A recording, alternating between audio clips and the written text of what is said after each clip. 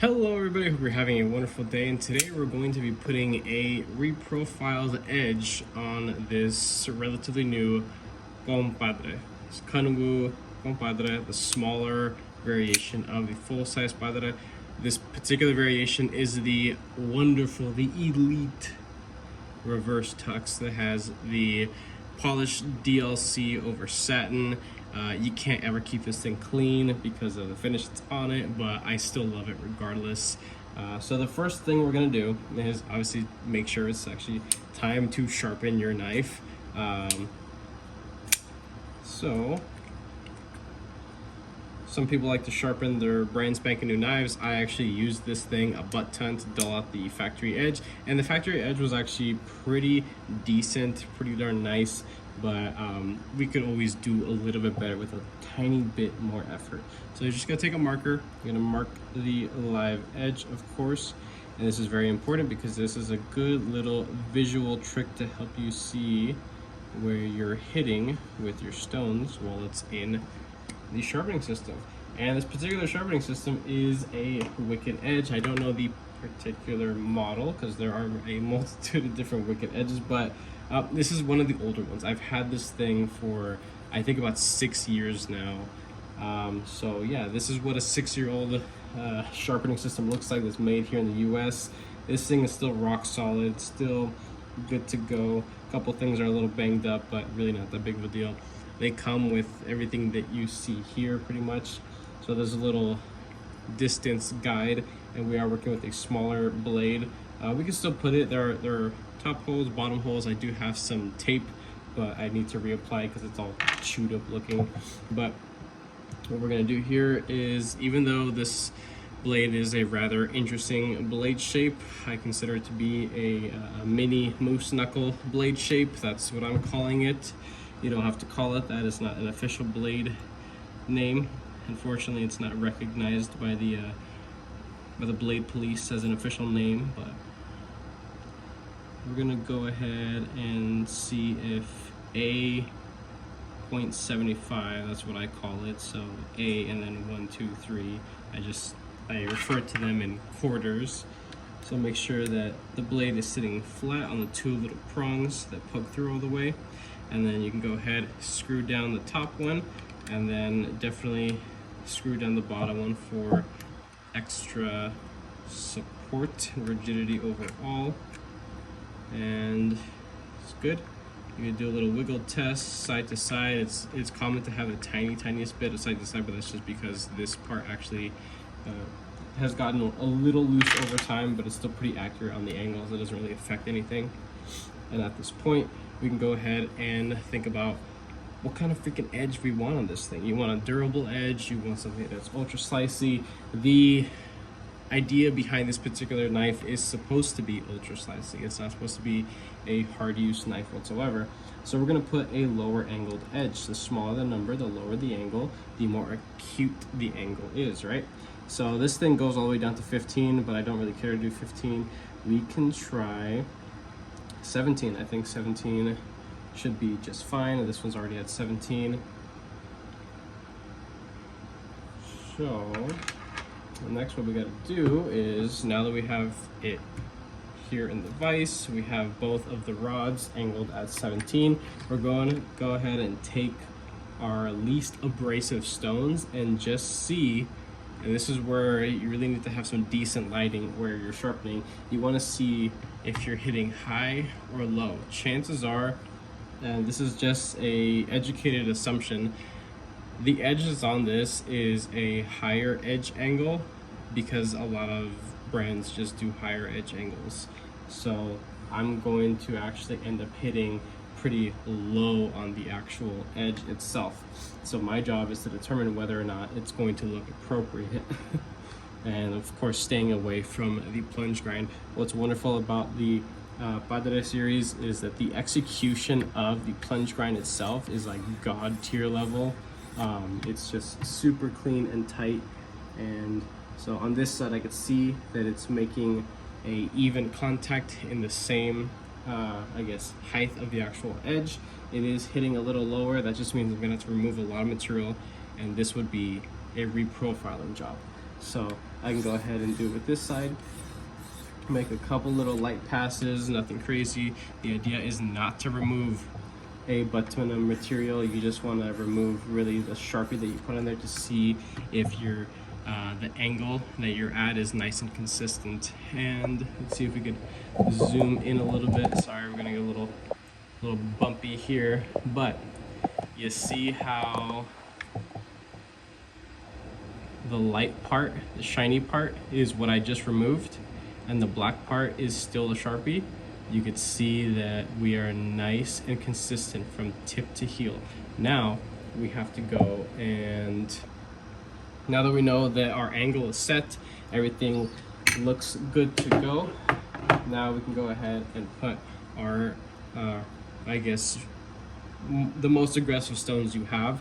Wicked Edge does offer even more aggressive stones than this, which I am planning to invest on. Right now it's just things are a little tight because, you know, just life. So the set of stones they usually float around like 100 to like maybe like 130 bucks. Ouch, yes, but these stones do last a long time. They are diamond and metal infused, or I guess hybrid stones in a way. But they definitely do hog off a lot of material. You don't have to like resurface them or condition them. Just spritz them down with some soap and water and make sure you let it dry completely. So now at this point we can go ahead and start hogging off a crap ton of material.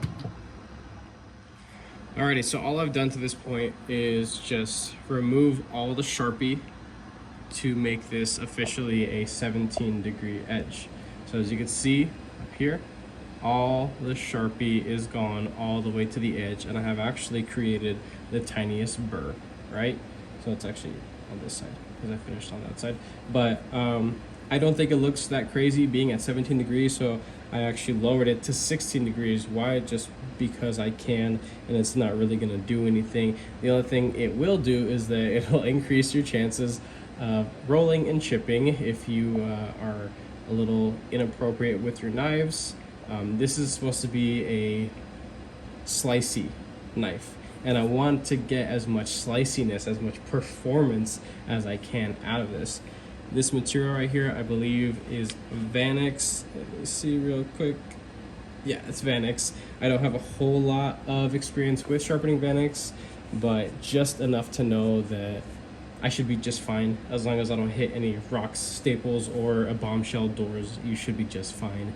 So I've gone ahead, put it to 16 degrees, and I'm gonna sharpen, keeping the 16-degree angle. I'm gonna move through my the natural progression, going up in grit. We're gonna go through the 100, the 200, then we're gonna move to the 400, the 600, and we're gonna stop there actually at 600, and then just some stropping. I have these like really fucked up leather strops. They're gross, but you know what? They still got a little bit of life left in them, and my cheap ass just doesn't want to order new ones yet. But they definitely still get the job done. So I will show you guys the end results and show you how incredible this edge comes out afterwards. Alrighty, so we are essentially done with the diamond stones, going through the natural progression in the grits, stopping at 600 grit. The edge, as I mentioned before, is at 16 degrees, and a little trick that I've learned that I think is really important to anybody who's interested in the Wicked Edge system, but this may also apply to just bettering your techniques when it comes to strops. If you're on a angle guided system, my recommendation, a little tip, is actually to lower the angle by 1 to compensate for the give that the leather strops have. So you won't actually roll over that edge, creating a micro convex, I believe. Convex, yeah, right. Okay. So it was at 16, now the rods are at 15, and all I'm gonna do is just a couple little swipes. All this is just polishing things up, cleaning it. You don't need to go to town or spend too much time on this little last part. This is really just the cherry on top of what should be an incredible fresh edge. By lowering the angle by 1 degree, you will not see a stropping shadow like you could see on maybe some knives that have like a stone wash finish. there are some people that will point out on used knives that there will be a shadow, or kind of a negative shadow, I guess, of some of the stone washing actually being stropped off right above the live edge. And by doing the 1 degree to compensate for the give of the natural leather, this will ensure that you won't overstrop or understrop. It keeps it in just the perfect little spot there. This is what I've been doing for years, and it seems to just leave a wonderfully clean edge. So one side of the strop is 1 micron, and the other side is 0.5. There are different variations in micron strops you could have, but this is the only leather set that I have at this moment. And realistically, this has gotten me just fine all these years. So yeah, these leather strops definitely do need to get replaced eventually, but I'm gonna get as much life as I can out of them. And honestly, they're still kicking just fine. So we're pretty much done here. Go ahead, and so you can take this little tool, loosen everything up. Make sure to hold your knife, because one time I was working on a relatively handle heavy knife. I loosened up the bottom one, and then I barely turned the top, and the knife came sliding out of the vise and straight towards me and landed on my lap. Thankfully, I don't sharpen knives butt naked, so everything is still intact, which is great, right? Very important. Gotta keep a marriage alive, right? So, yeah, it's a little trick there. Hold your knife as it's being, taken out of the vise. So let's give this thing a little wipe. Yes, I know this cloth is freaking disgusting, but it's doing its job just fine. So take a look at that edge. Beautifully consistent from tip to heel.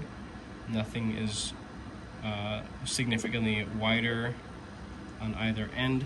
And that's something that you actually see from some manufacturers, where the tip will be kind of narrow and then it widens out here, or vice versa, or it's different from either side. This is what it is to sharpen a higher end knife. This is a $300 Chinese produced knife. Now, a lot of people may say that's too much money, it's not worth it, you can be just fine, you'll be just fine with a $50 knife or less. True, you will be just fine, but the things that are put into knives like this are things that you don't typically see unless you're doing your own sharpening, doing your own maintenance. There are some people that will buy a knife and never take it apart. Never take it apart to clean it, will probably never sharpen it, or maybe they'll send it off to somebody to sharpen it, and then that person who's sharpening it will just deal with the extremely uneven edge, which is common amongst a lot of budget knives.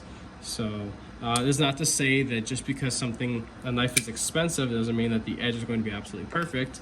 I recently sharpened a over $650 USA knife that is beloved by so many people. This is a full-size Chris Reeve in Magna Cut, a relatively new run. It was actually born just at the beginning of this year or so. And yeah, the edge wasn't perfect on this at all. So it's a hit or miss, but typically with Chinese produced knives, I have noticed that the edges are damn near perfect, especially when it goes to somebody like me going to put a reprofile. I don't have to hog off that much material and kind of even things out, because it already comes pretty darn even. We're gonna go ahead and this is some just like catalog newspaper cheapy stuff, and just freaking beautiful. See that? No fuzz, no nothing.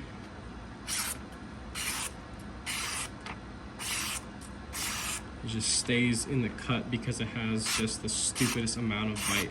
And this really is a testament to not really having to need a 3000 grit edge on your knives. That really is just for visual appeal.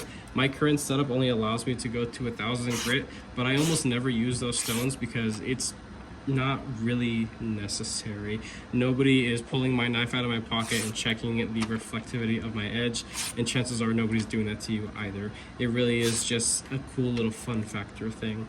There are plenty of sharpeners that do provide polished edges, which is cool, but you can get something that is going to absolutely perform just the same or even outperform some of the heavily polished edges. Really, the blade material that it's applied to is the main determining factor of how well that edge is going to hold up over time and through basic use.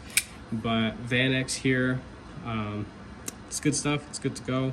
I'm gonna get plenty of life out of this edge before I go and have to sharpen it again. And now that I have my, I guess, my recipe, my measurements, I can throw this thing in the system and get a brand new hair shaving sharp edge in probably less than 5 minutes. So that's it. A brand new 16-degree edge on a kunwu knives COMPADRE. And just, again, take a look at that. It doesn't look crazy, it doesn't look wacky, it doesn't look super tall. It looks pretty darn good to me, and it's gonna perform way better than anything any factory can actually put out. So that is definitely a good to go edge right there. So if you guys like this video, go ahead and leave a like down below. If you are subscribed, thank you so much. I appreciate all your support and your patience, of course. If you are not subscribed, please consider subscribing, because I put more videos and content coming you guys this way. And with that being said, I hope you have a wonderful rest of your day.